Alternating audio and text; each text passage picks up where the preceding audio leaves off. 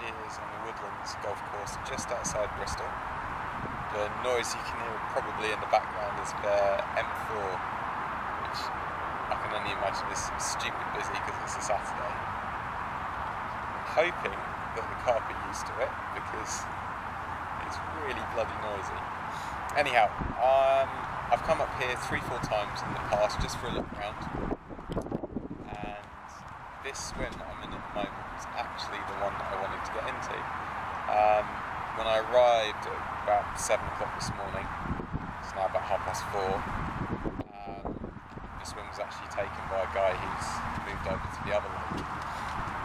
So I set up next door, nothing happened there, which didn't surprise me. And yeah, I've been on here on this one, I suppose it's about 11:30, 12ish. And I've tried really hard. I've employed some of the carp tactics, I suppose, that I'm not really used to. First thing that I've done that's completely different to what I would normally do is I got the marker float out and I marked out a swim. And I'm pretty lucky in this corner swim, that's why I kind of went for it, in that there's a whole margin to my left, which I'll show you now actually. So yeah, there's a whole margin to my left, right over to that tree, and then there's a bridge that joins up both of the lakes. And you can't fish on any of that. Right round to that point round there that you can probably see in the background with the red chairs. So I've actually got a whole stretch of water that is only fishable really by me unless anyone over there decides to chuck over as well. Just put this back. Which so far they haven't, which I'm pretty pleased about. So yeah, that's the first thing I've done. I've got the marker float out and started trying to figure out the depths and if there's any features or anything like that. The main thing about this lake is that it's got a clay bottom, and it's pretty uniform depth. This whole section in front of me is only about 5 foot deep at the deepest, and the margins along the edge are actually 3 foot. I think the water level's down, to be honest.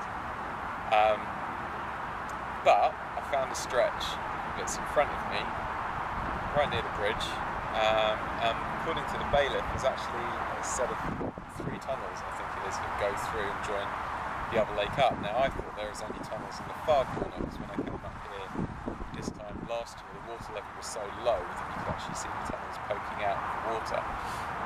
But apparently there's tunnels here as well. And according to the marker float, it started getting deeper and deeper, and it's actually about 7.5 foot deep right in front of me, just here. So I clipped up and I've put bank sticks on the bank that are exactly a rod length apart, and I basically wound the line round from the marker float until I hit the clip, and it was about 9.5-ish rod lengths from the big X I've drawn in my swim. And yeah, so I've done exactly the same with the rods, and I've clipped them up. Carp moving around over there. And yeah, even though the wind's blowing a hooligan, I've kind of got it on the money. Now the other good thing about that bank is that I can actually walk along it and bait. I thought I was going to end up having to use a spod, which again is something that I've never really done. So yeah, I'm pretty chuffed that I didn't have to do that. I'm just watching these fellas over the cast. I hope they're going to go where no, that's fine. So yeah, that's actually quite nice because I can leave the marker float out there, which also meant it's incredibly busy today. Everyone knew where I was fishing, which means I've kind of been left alone. And it meant I could drop the bait right on it, clip up, remember where it is, find my marker on the horizon, cast to it, and drop them on the money. Just haven't caught any bloody fish. That's what's driving me nuts at the moment. I asked around on Facebook before I came up here because it was a toss-up between here and long lead.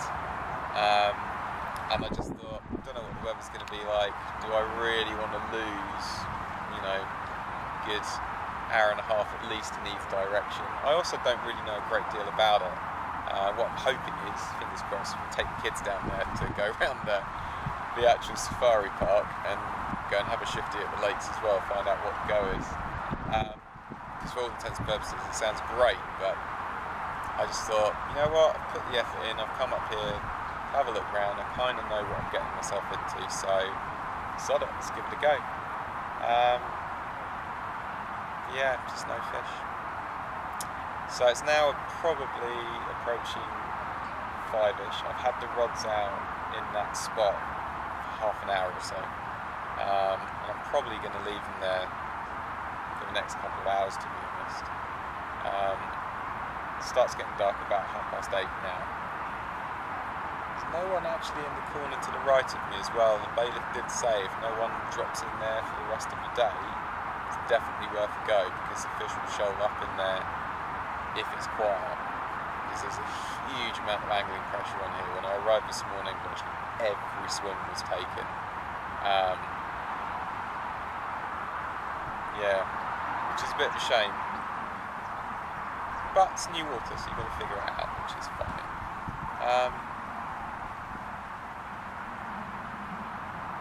Just trying to see if I'm on the surface. I'd love to do some surface fishing.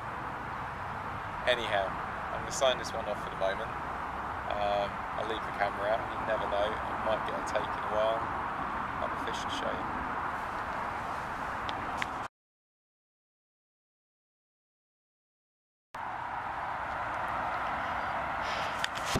That is mental. So literally, as I turned the camera off, left hand rod screamed off. I don't know if you can see him in there. I don't know how big he is, he's not massive, but he's not bad. I might get him out and weigh him. Right, my first ever Bagwood Carp. He's 15 pounds, pretty much on the nosy. I'm chuffed to bits to get this one. I sat here since early hours.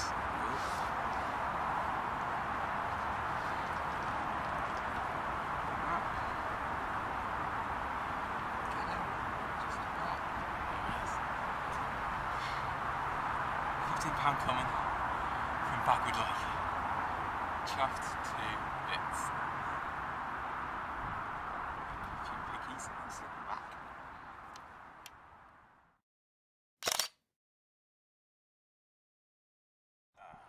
Even if I don't get another one today, I've had the first Bagwood Carp.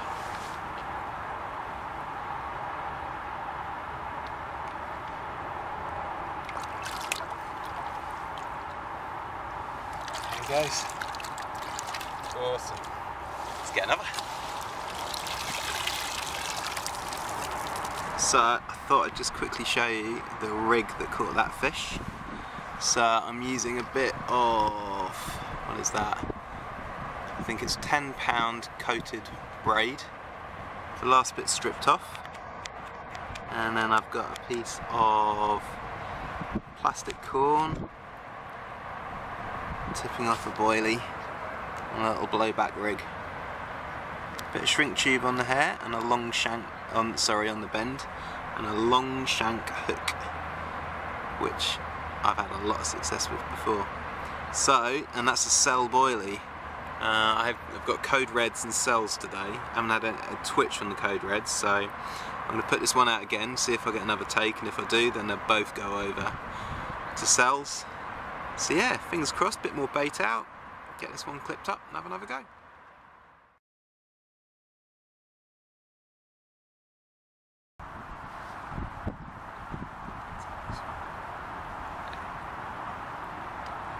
There he is, another 15-pounder, loads of fun at Bagwood Lake.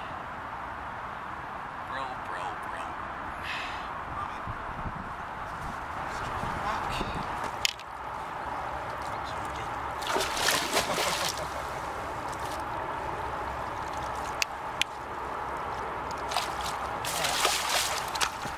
determined to get me absolutely soaked, aren't you?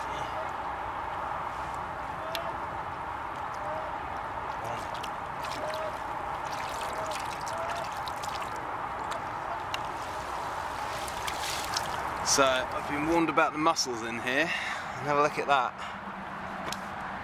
So I just reeled in and thought, oh, that's strange, feels pretty heavy. And those mussels clipped onto my line.